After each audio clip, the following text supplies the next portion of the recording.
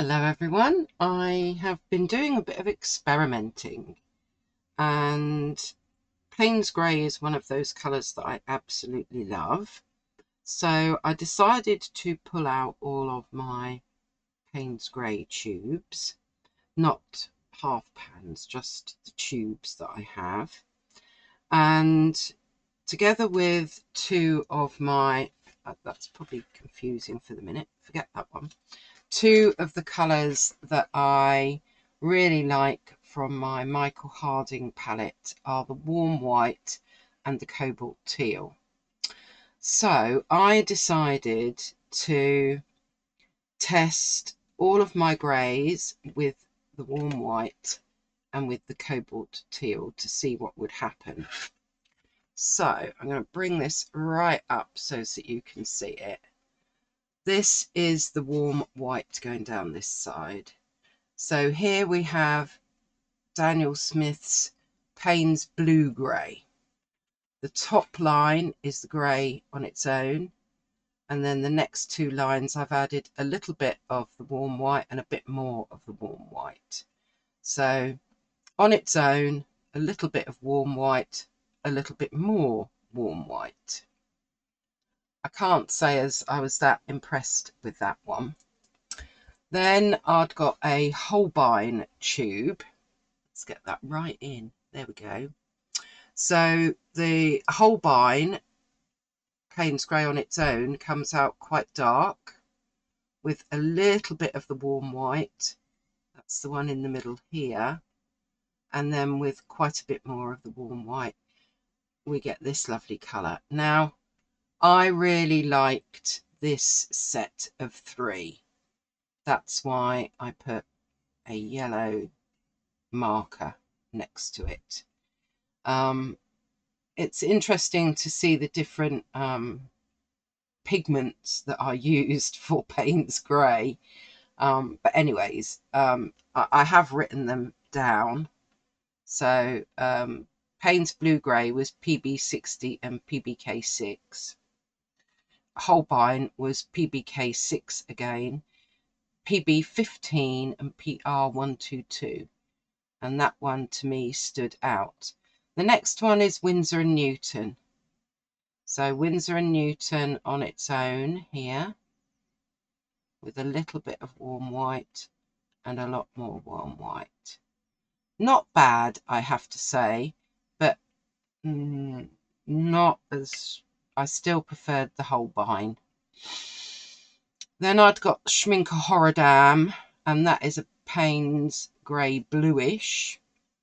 So that one was a PB15:2 and a PB15:6 and a PBK6.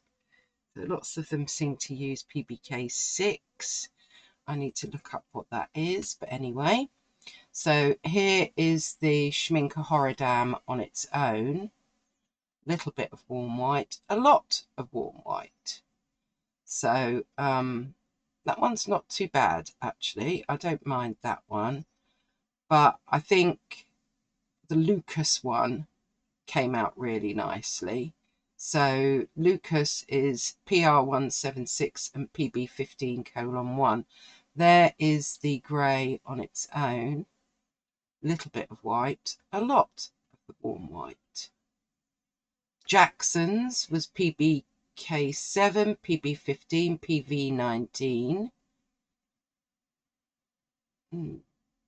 Yeah, I was going to say similar to Winsor & Newton, but not. It's so interesting how they all make up their Paynes grey. That was the one on its own. That's Jackson's on its own. And then a little bit and a bit more of the warm white. And lastly is Rosa Gallery, PB15:1, PB19 and PBK7. And that's, there it is on its own, a little bit and a bit more of the white. Now, I like my Paynes grey to be able to go quite dark.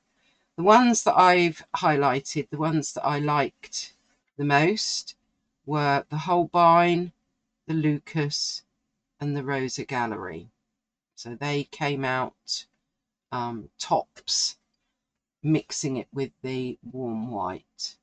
And I did exactly the same thing, but mixing with the cobalt teal. So let's bring these up. We've got the Daniel Smith Paynes blue grey, which is quite nice. On its own, a little bit of teal, a lot more teal. Here's the Holbein, which I rather like. On its own, a little bit of teal, a lot of cobalt teal. This is Winsor and Newton. On its own, a little bit of cobalt teal, a lot more cobalt teal. This is the Schminke Horodam. Again, on its own, a little bit and a bit more of the teal. This is the Lucas. On its own, a little bit of teal, a lot more teal. And to be honest, on this side, I like the Holbein, I like the Winsor and Newton and the Lucas. Jackson's, on its own, little bit of teal, a lot more teal, and then Rosa Gallery in the three. And I like the Rosa Gallery. So there were four that I liked being mixed with the cobalt teal. Out of them all, where it crosses over, if you like, I liked the Holbein with both, and I liked the Lucas with both, and I liked the Rosa Gallery with both. So what I did was I swatched out the Holbein, the Lucas and the Rosa Gallery because they seemed to be working with both of those colours. And here we go. So they've all got PB15 or PB15:1 in them. PBK, no, all different otherwise. Interestingly enough, where are we? There. So I then priced them up. The Holbein at the moment on Jackson's for a 15ml tube is £8.20. The Lucas for a 24ml tube is £7.92. And the Rosa Gallery for a 10ml tube is £3.50. Well, however you want to try and work it out, Lucas is the bargain here for 24ml at £7.92. Even if you've got two lots of 10ml for £7, that's only 20ml. So yeah, I just thought, well, it seems to do the job for me. I have lots of Paynes greys. Do I really need that many? Obviously I'll use them up, but when I want to replace my Paynes grey, I'm going to be going with the Lucas 24ml because it's a bargain. It's a really good price and it seems to work well with my paints. I did do another little test.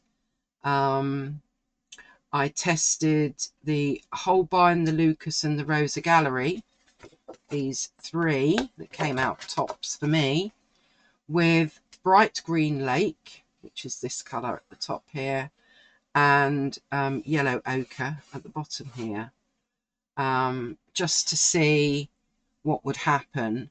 And you can see the mixes that you get with the Holbein. That's mixing with the green, that's mixing with the Yellow Ochre. This is the Lucas mixing with them all, and this is the Rosa Gallery. And to be fair, Rosa Gallery does do some nice mixes, better than Holbein, but the Lucas is still really good. So it seems to me that for me, Lucas is the out and out winner of Paynes greys. If that makes some sense. I mean, obviously you could do a lot more testing, but I just thought it was interesting for when I come to replace my Paynes grey, which is a staple on my palette. then I think Lucas will be the one. Do you have a favourite Paynes grey? What is your favourite Paynes grey? Let me know in the comments down below, and why is it your favourite? Okay, so moving on. Today is swatching day, I think. So I decided that I wanted to swatch out all of my Red Clover Meadow paints. For those of you that don't know, these are beautifully handmade watercolours. I absolutely love mine. You can see previous videos where I've talked a lot about Red Clover Meadow. So without further ado today, I'm going to get swatching. And no, I think I need a slightly bigger brush. Let's find a bigger brush. Let's go for a size 10. That's my Esco de Perla size 10. And I've done a black line so that we can see, you know, transparency, if you like. And I'm starting off with Hansa Yellow. So let's get some Hansa Yellow down. And as I go down, I will start to add a bit more water so that it becomes paler at the bottom. Did I have my big head in the way? Ooh. Let's move around a bit. Oh, and my coffee's in shot today. Cheers, everyone. Right. The next colour is called Yellow Earth. So let's get some Yellow Earth on my brush.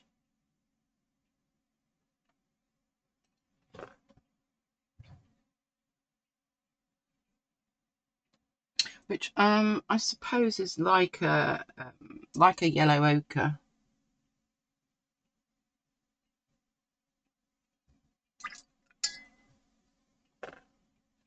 And I'll just allow that one to spread out. A lot more transparent than the Hansa Yellow. Next we have Peach. Peach. Probably should have sprayed these first. I'll do that in a moment. But they are really creamy. And they aren't normally difficult to get out of the pans. There we go.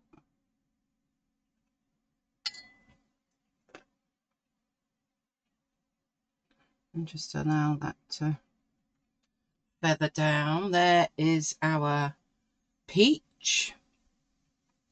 I wonder if I need to move in a bit.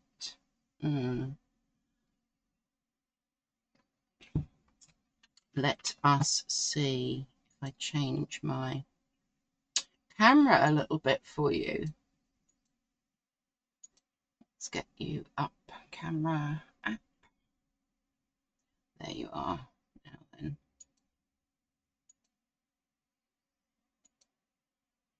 That's probably a bit better, isn't it? Let's have it there. You can't see the paints, but I don't think that matters. It's really what's going on here. Then we've got Warm Yellow Earth. Well, I was going to spray these. Let's spray them while I think of it.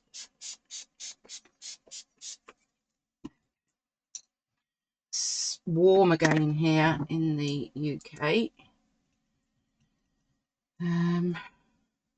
Warm Yellow Earth. Here we are, this one.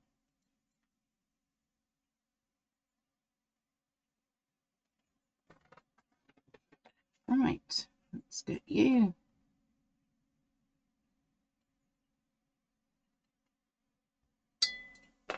This is a Hahnemühle block that I'm using at the moment. It's a big A3. I think it's A3 anyway. It's 30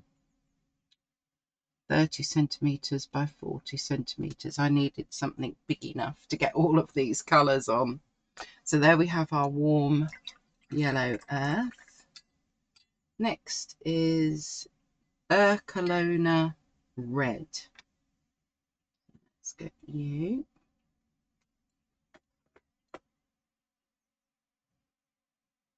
This is a gorgeous colour. I like this colour a lot.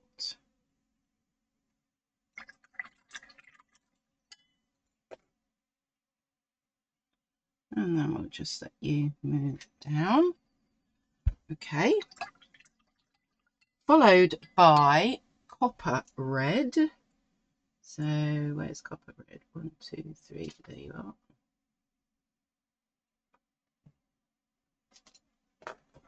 So here we have copper red. Now this one is definitely opaque.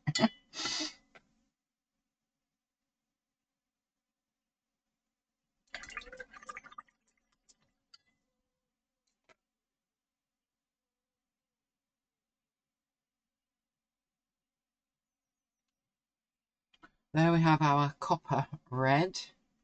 Ercolona red is probably semi-opaque, I would say. The warm yellow earth and the peach are pretty transparent. The yellow earth is semi-transparent, as is the Hansa yellow at the moment. Anyway, let's move on to brick red.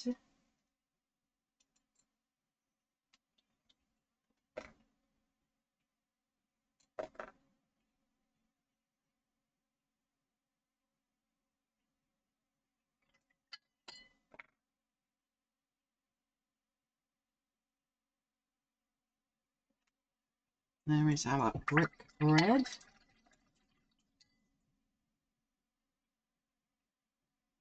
That's looking pretty transparent to me. And then we've got dark crimson.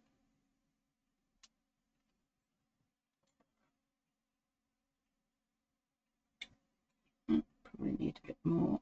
There we go. And this is our dark crimson, which is a reddy brown. It's a gorgeous colour. And that one looks like it's granulating. So beautiful. Okay, moving on, we've got red brown. You can see I've got lots of these warm brown colours, which is what I love this palette for, really.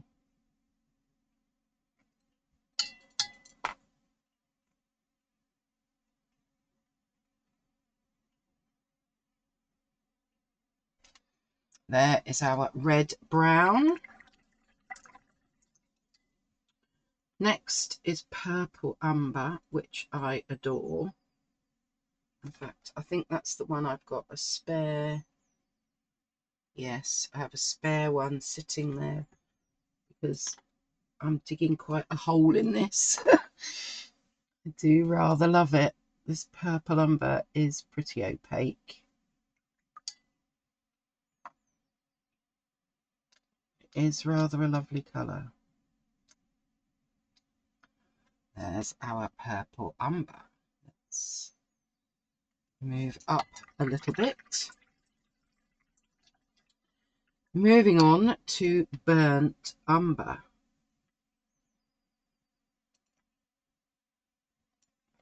So let's put our burnt umber.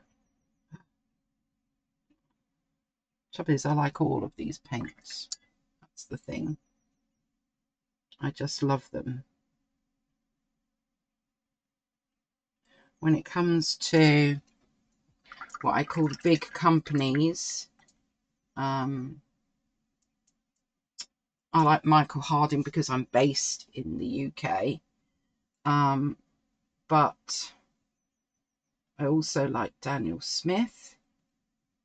and I think Rosa Gallery are extremely good value for money. This is violet brown, so I think those are probably, oops, you know, when it comes to the big companies, they are up the top there for me. Rosa Gallery, I think, is extremely good value and very good paint.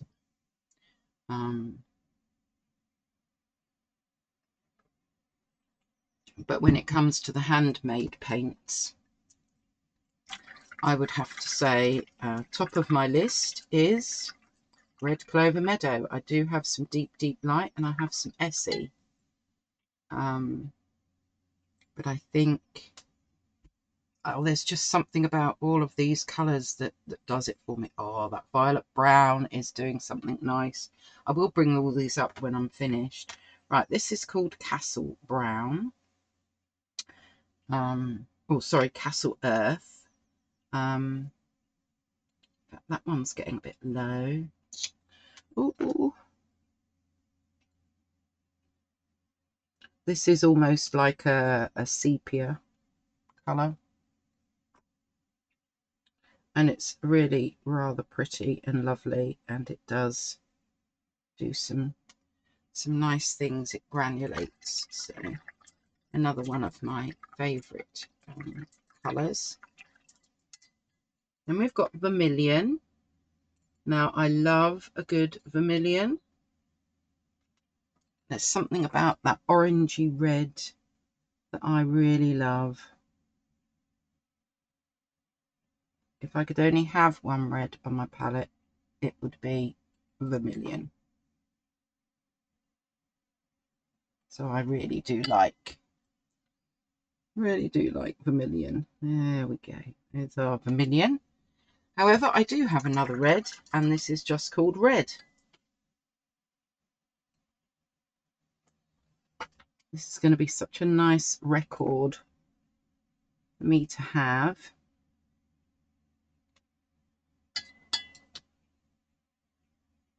Ooh, that's a really strong colour. There we go. Moving on into some greens, we've got a pear green. This is super colour. I love it.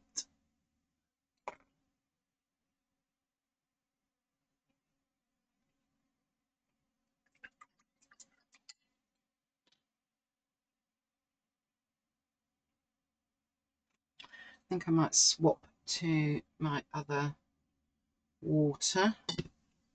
Bring that in a bit. That's got a bit mucky. Right, moving on. Earth green. Now, or sometimes called green earth in many brands of watercolour. This, to me, is the prettiest. It is a superb earth green or green earth. Some of them are very weak. Not this one. This is just beautiful. There we have our lovely earth green. Right, moving on to pine green.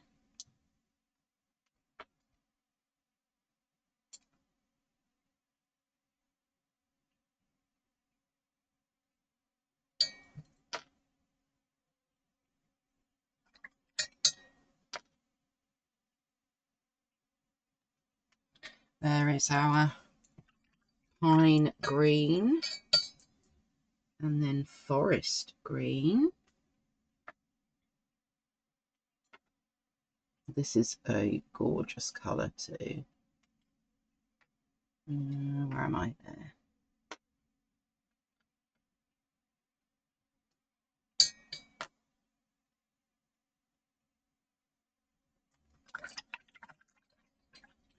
And then we have teal blue.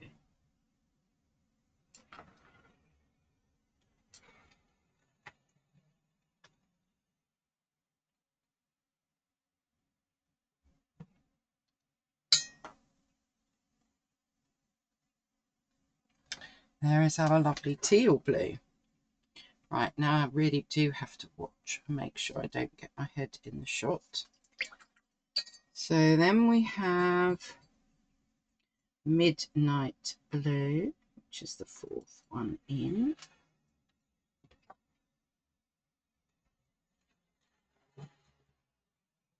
Isn't that gorgeous?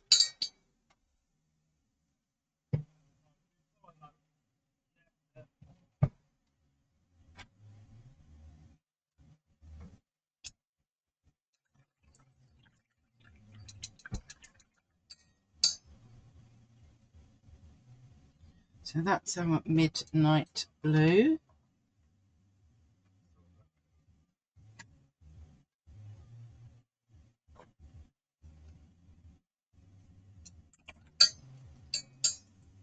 I think that was someone delivering something.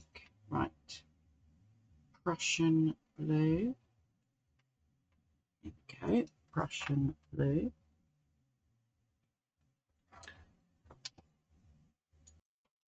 Sorry about that. Got a little bit distracted because the delivery man couldn't read the note on the door that said, please leave it around the back gate. But anyways, never mind.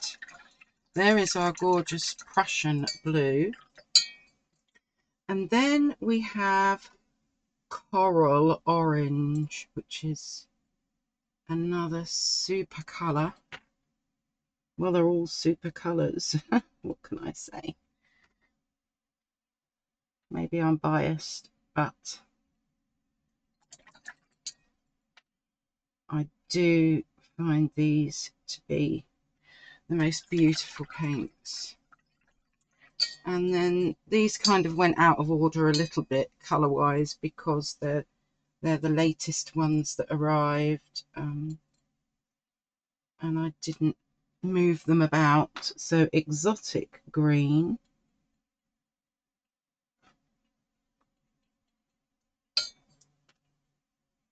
which should really be with my greens, but it's okay. They don't have to be perfect. Then we've got Duck Egg. I adore this colour as well.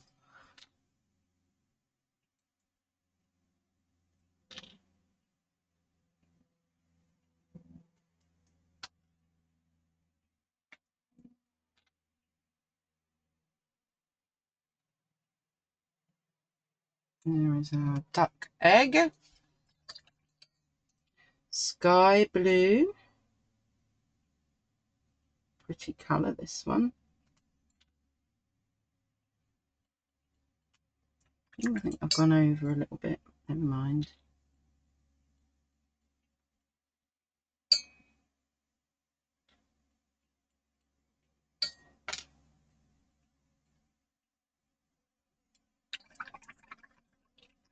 Then we have Ultramarine, which most of us have an ultramarine somewhere on our palettes. I have to go around that a little bit because it took up too much space. And if you're going to have an ultramarine, this is a super ultramarine. Followed by Ultramarine Violet. Oh, which is a stunner. Look at that.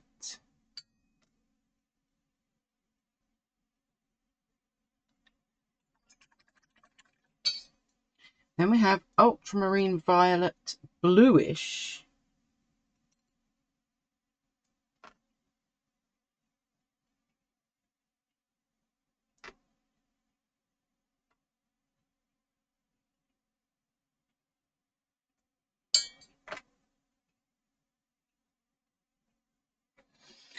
Where is my, I'm making a few splats, so let's just clear that up.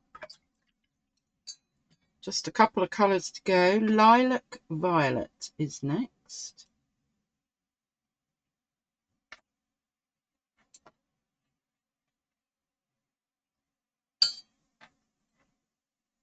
These 4, well actually these 5 I think all came from one set that was absolutely gorgeous. And then we've got Magenta Lake.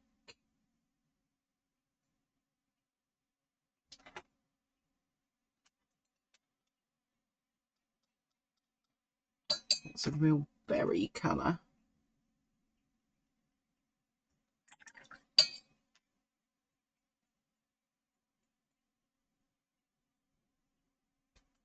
Right. I think let's move that one out of the way. Bring you back down. I will bring this up, but I'm going to dry it off first. But doesn't that look stunning? Yes. Also, having it laid out like this, I can see that I probably need I need another yellow at least. I think I've got plenty of these earthy brown colours. I've got a couple of nice reds. I've got an orange. I've got these purples. I've got quite a lot of greens, because that one really belongs up there. And I've got some very nice blues. So perhaps it's the yellows that I'm kind of missing out on. And does that give me an excuse to go looking on their website, maybe? Right, let me dry this off and come back to you. Okay, then let's take off our masking tape.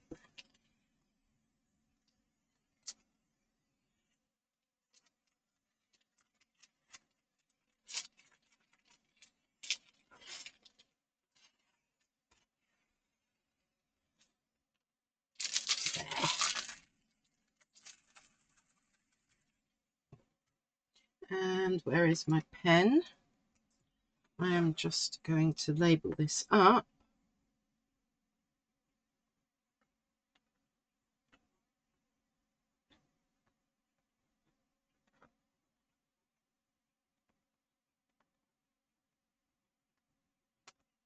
Red Clover Meadow. I nearly lost my voice there. I actually have 31 colours, but I'm going to bring these up a bit higher so that you can see them better now. So Hansa Yellow, semi-transparent, I would say. The same with Yellow Earth. The same with Peach. Warm Yellow Earth is transparent. Urcolona Red. Have we got anything going on there? Maybe semi-transparent. The Copper Red is a little bit more opaque.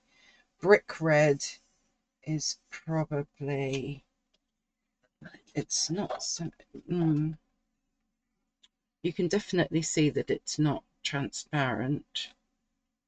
Maybe semi-transparent.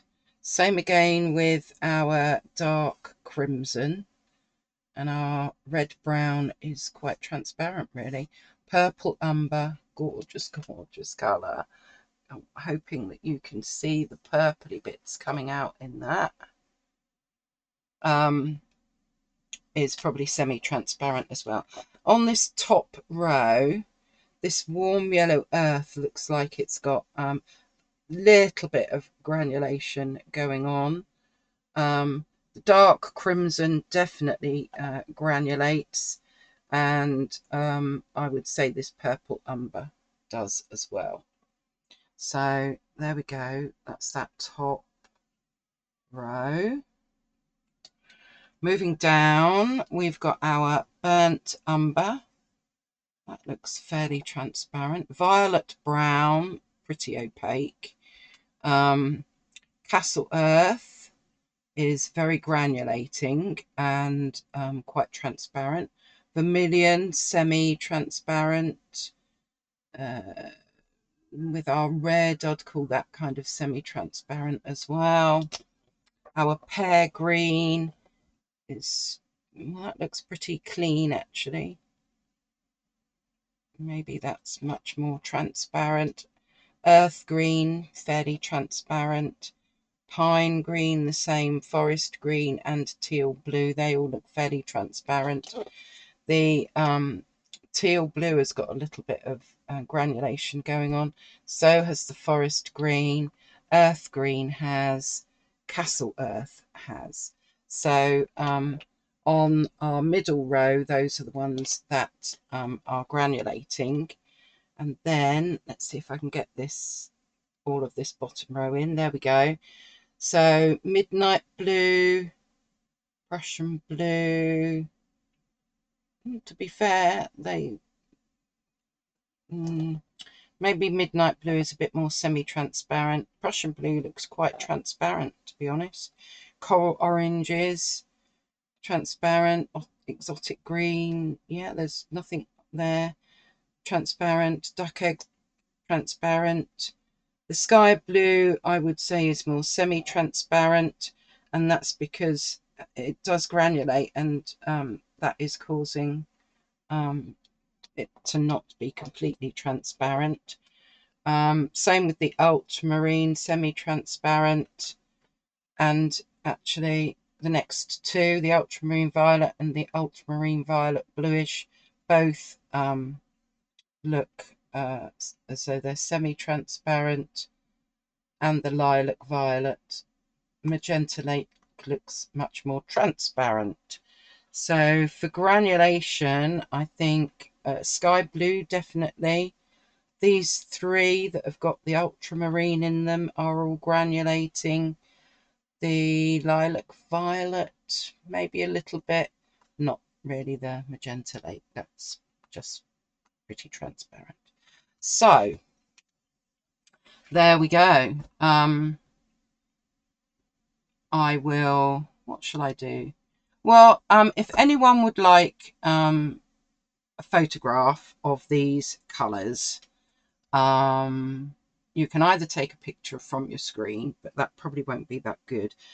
In the comments below, I will take a photograph, and if you'd like a copy of my photograph, then let me know, and I will put that in the description as well. Okay, well, bit of fun today, doing lots of swatching with our Paynes Greys, and now all of my Red Clover Meadow paints. I've made a note. The ones that I'm getting low on are Violet Brown, Pear Green, Castle Earth and Duck Egg, and I need another yellow really. So I will be having a hunt next on the Red Clover Meadow website, and yeah, seeing what I can find to make sure that I don't run out, and that I've got some replacements. And I've definitely got, if I move this over, if I bring this back in, I do have some space still, not much. Don't know that I would get anything down the side there. That's just a spare one.